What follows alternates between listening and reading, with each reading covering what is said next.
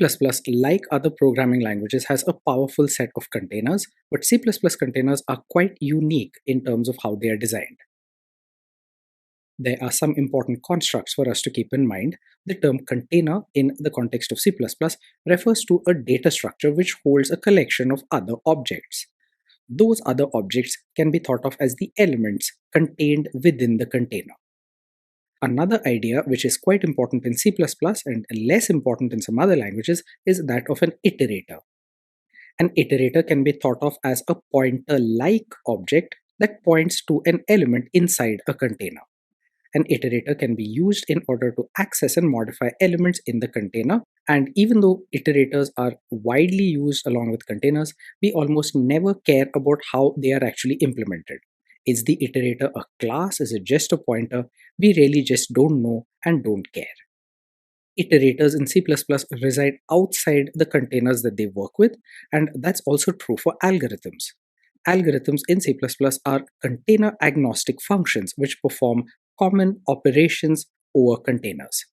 So containers, iterators, and algorithms are the basic building blocks of data structures in C++, and it's important to remember that iterators and algorithms both exist outside the container. That is, they are not methods of the container. The role of the container object is really to manage the storage space for the underlying elements and to provide member functions to access those elements either directly or using iterators.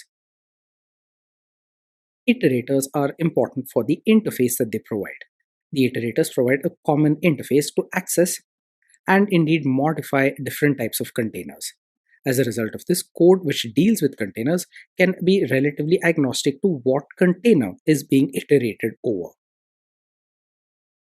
A similar idea comes into play with the algorithms. These are also meant to be container agnostic. They are used for common operations such as searching, sorting, counting, reversing, and otherwise manipulating containers in a container agnostic fashion. Algorithms are going to work on iterators and not on the underlying containers, and as a result, algorithms are entirely abstracted from the internal implementation of the container. Broadly speaking, there are two important categories of containers: sequence containers, in which elements of the same type are stored sequentially in some form of linear arrangement, so that those elements are easy to iterate over, and associative containers, which are focused on providing fast lookup. Fast in this context refers to an algorithmic time complexity order of log n, where n is the number of elements in the associative container. Associative containers use